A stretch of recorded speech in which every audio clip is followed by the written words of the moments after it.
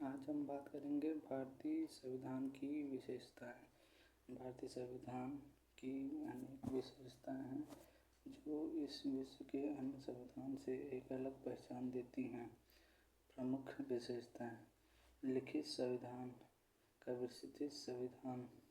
भारतीय संविधान एक विशेष संविधान सभा द्वारा निर्मित एवं लिखित संविधान है।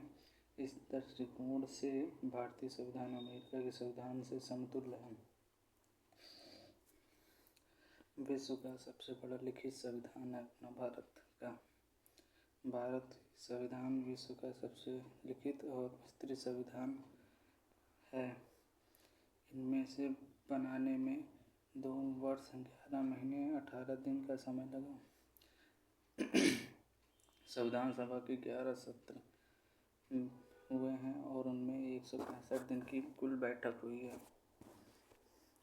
लागू होने के समय इसमें 22 भाग, 395 अनुच्छेद और 8 अनुसूचियाँ थीं। अब वर्तमान में 25 भाग, 476 प्लस अनुच्छेद, 12 अनुसूचियाँ हैं। विशेष संविधान का कारण क्या है?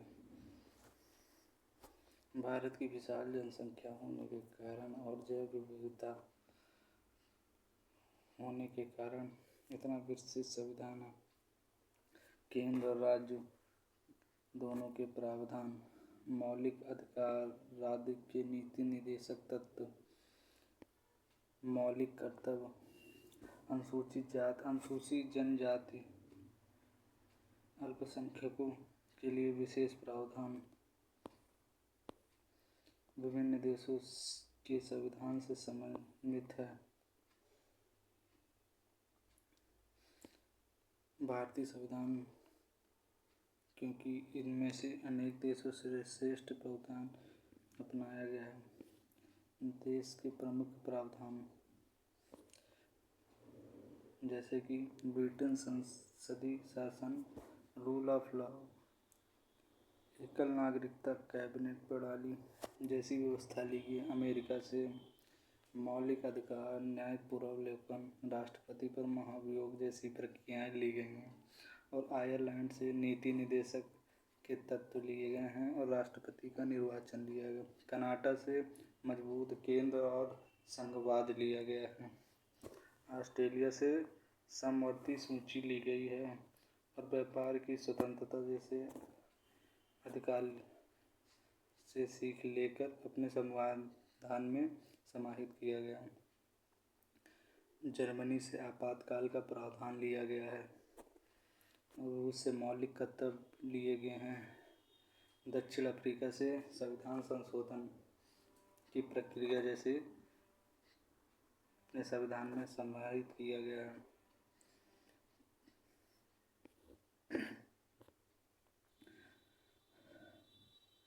नीति निर्देशक तत्व किस देश से लिया गया? आयरलैंड से।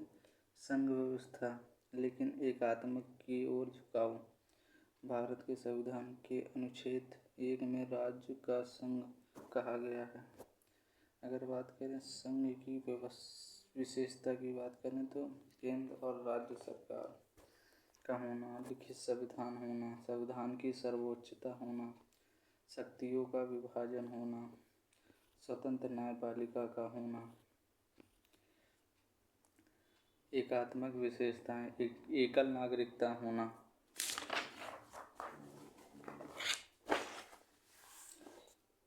एकल नागरिकता संघात्मक संविधान में साधारणतः दोहरी नागरिकता एक संघ की और दूसरी राज्य की ओर होती है, जैसे कि अमेरिका के संविधान में दूसरी नागरिकता का प्रावधान है, किंतु भारतीय संविधान में केवल एक ही नागरिकता को मान्यता प्रदान करता है। भारत के प्रत्येक नागरिक केवल भारत का नागरिक है, न कि किसी अन्य प्रांत के जिसमें वह रहता है। राज्यपाल की नियुक्ति केंद्र करता है। अखिल भारतीय सेवाएं IAS, IPS, अगर बात करें संघ शासन प्रणाली की बात की जाए,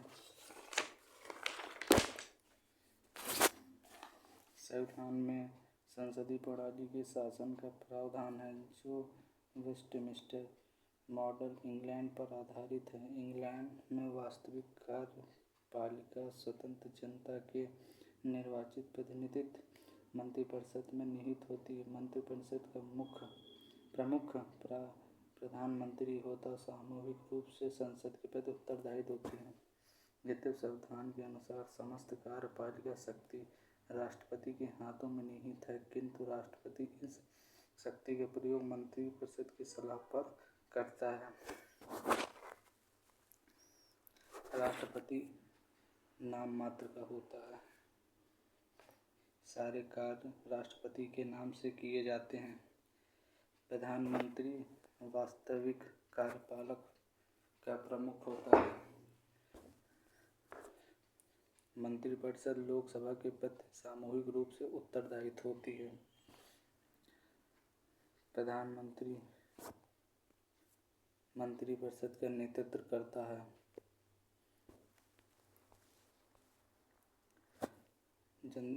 लाभ क्या होता है? जनता के प्रति उत्तरदायित्व, जवाबदेही, सरकार पर संसद का नियंत्रण, लोकतंत्र मजबूत होता है। प्रस्तावना की विशेषता की अगर बात की जाए,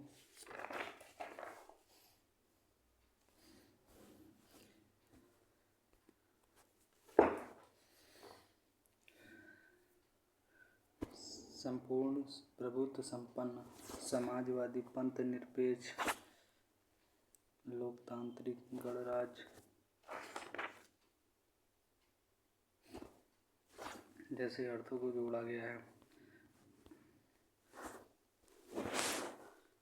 अगर संविधान की भी प्रस्तावना की विशेषता की बात की जाए, ये भारतीय संविधान के प्रारंभ से उत्कृष्ट प्रस्तावना से होता है, जिसमें जनता की भावना और आकांक्षाएं समक्ष रूप से समाविष्ट हैं। संविधान निर्माताओं के विचार को जनता के लिए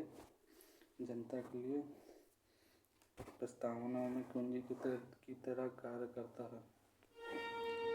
संप्रभु संपन्न राज्य उसे कहते हैं जो प्राय नियंत्रक एवं सर्वार्थोन्मुख हो, अपने आंतरिक एवं वैदेशिक नीतियों को स्वयं निर्धारित करता हो। इस संबंध में भारतीय पूर्णतः स्वतंत्र है। भारत में संप्रभुता किसी देश की सत्ता से नहीं, अपितु भारत की जनता में ही निहित है।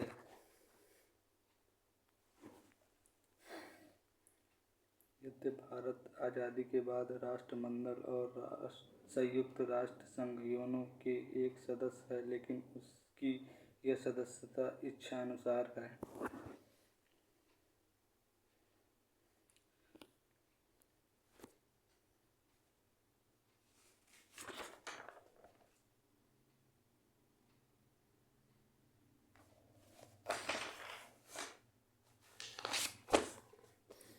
अगर पंथ निरपेक्ष राज्य की बात की जाए, पंथ निरपेक्ष राज्य का आधारभूत सिद्धांत यह होता है कि राज्य की ओर और धार्मिक मामले में तटस्थता की नीति का पालन किया जाए। भारत एक धार्मिक निरपेक्ष राज्य है, इसलिए संविधान किसी धर्म की विशेषता को भारतीय राष्ट्र धर्म के तौर पर मान्यता नहीं देता है। धर्म निरपेक्ष के पश्चिमी अवधारणा, जो धर्म और राजनीति के संघर्ष से उपजी है, वो भारत जैसे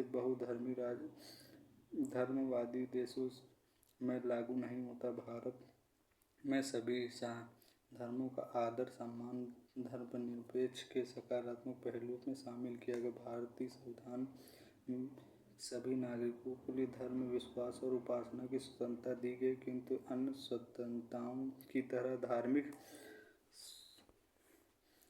स्वतंत्रता बनाए रखने के लिए युक्त रोक लगाई जा सकती है।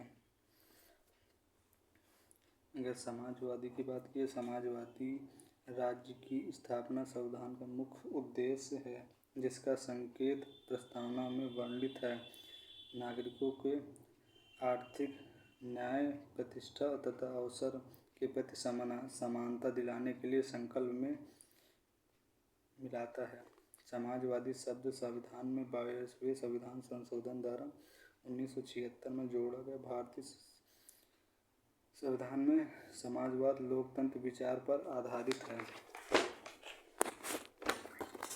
समाजवाद है जिसका उद्देश्य विभिन्न वर्ग एवं असमानताओं समाप्त करके आर्थिक सामाजिक शोषण को समाप्त करना है।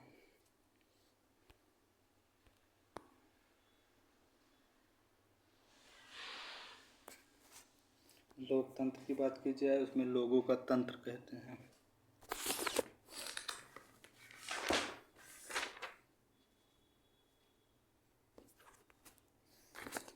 लोकतंत्रात्मक शब्द का अर्थ यह है कि भारत में प्रतिनिधित्व मूलक प्रजातंत्र की स्थापना की गई। भारत एक लोकतंत्रात्मक गणराज्य है, अर्थात भारत का शासन भारत जनता द्वारा निर्वाचित प्रतिनिधित्व के संचालित करेगा। अगर बात गणराज्य की जाए, यह आशा यह है कि राज्य के सभी नागरिकों को अपनी योग्यतानुसार सभी छोटे बड़े पदों में पहुंचने का अधिकार है।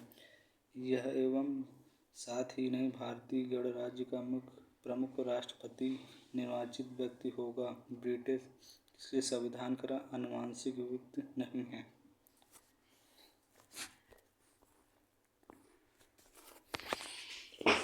वही ऐसा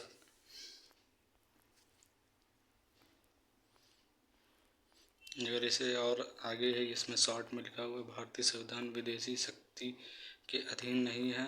समाजवादी का मतलब अर्थ एवं सामाजिक समानता, पंथ निरपेक्ष मतलब सभी धर्मों को समान सम्मान करना। लोकतांत्रिक मतलब जनता अपने प्रतिनिधि चुनती। गणराज्य मतलब राष्ट्रपति जनता के प्रतिनिधि द्वारा चुनी जाती हैं।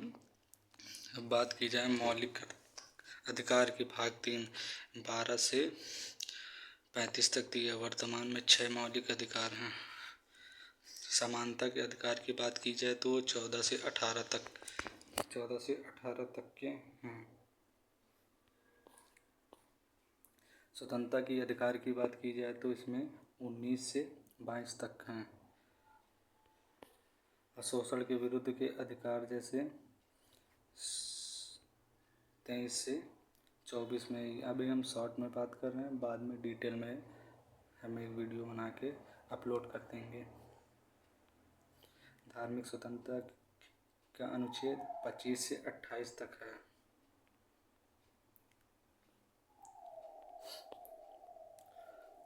सांस्कृतिक एवं शिक्षा का अधिकार 29 से 30 तक है। संवैधानिक उपचार आर्टिकल 32 के तहत मूल अधिकार के हनन होने पर हम सुप्रीम कोर्ट में जाके अपील कर सकते हैं। संविधान सभा की आत्मा एवं हृदय भी कहा जाता है। यह बात BR अम्बेडकर ने कहा था। राज्य के नीति निदेशक तक TPSP भाग 4 36 से 51 में दिया गया है।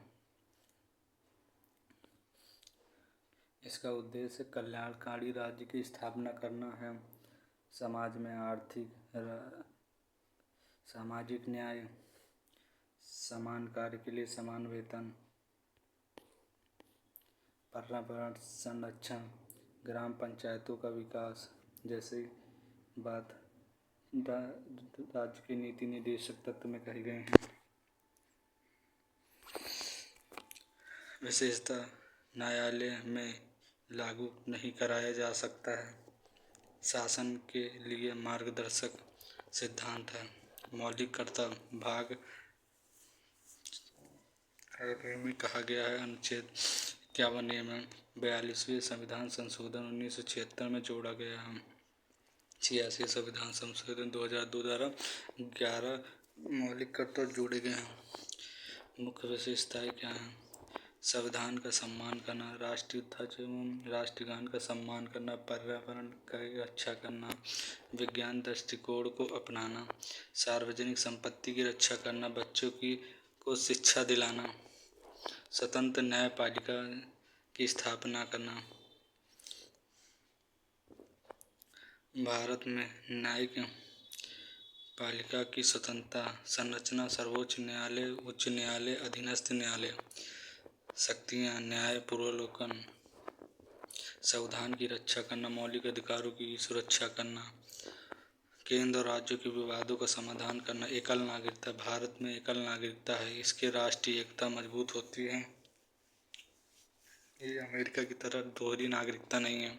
अमेरिका में जैसे दो नागरिकता होती हैं, एक राज्य की होती है और एक केंद्र की होती है। सार्वभौमिक वयस्क मताधिकार, 18 वर्ष से अधिक प्रत्येक भारतीय को नागरिक मतदान कर सकता है। 61वें संविधान संशोधन 1988 में मतदान की आयु 21 से 18 वर्ष की गई थी। भारतीय संविधान संशोधन आर्टिकल 368 के तहत संविधान संशोधन 3 प्रकार से होता है। साधारण बहुमत से जैसे हो जाता है, एक दूसरा होता है विशेष बहुमत से होता है, जो तीसरा होता है विशेष बहुमत प्लस आधे राज्यों की स्वीकृति। आपातकालीन प्रावधान, राष्ट्रीय आपातकाल, जब राष्ट्र में आपात जैसी समस्या आती है, बाह्य आक्रमण जैसे राष्ट्रीय सशस्त्र विद्रोह जैसे 1952 में, राष्ट्रपति शासन, जब राज्य का शासन तंत्र फेल हो जाता है तो राज्यपाल की सिफारिश के आधार पर राष्ट्रपति शासन लगाया जाता है। जब वित्तीय रूप से देश की स्थिति खराब हो या वित्तीय द्वारा संकट आ जाए तो वित्तीय आपात 360 के तहत लगाया जाता है। स्वतंत्र संवैधानिक संस्थाएं, जो संविधान द्वारा स्वतंत्र हैं, निर्वाचन आयोग, यूपीएससी, वित्त आयोग, कैग, अटॉर्नी जनरल। कानून का शासन, सभी नागरिक कानून के समक्ष समानता, किसी को विशेष कानून का दर्जा नहीं, कानून की सर्वोच्चता। जैसे इसी तरह के क्वेश्चन, इसी तरह के टॉपिक, इसी तरह के नोट्स काफ़ी उपयोगी होते हैं एग्ज़ाम के पॉइंट ऑफ व्यू से। बस आज के लिए इतना ही, बाकी नेक्स्ट वीडियो।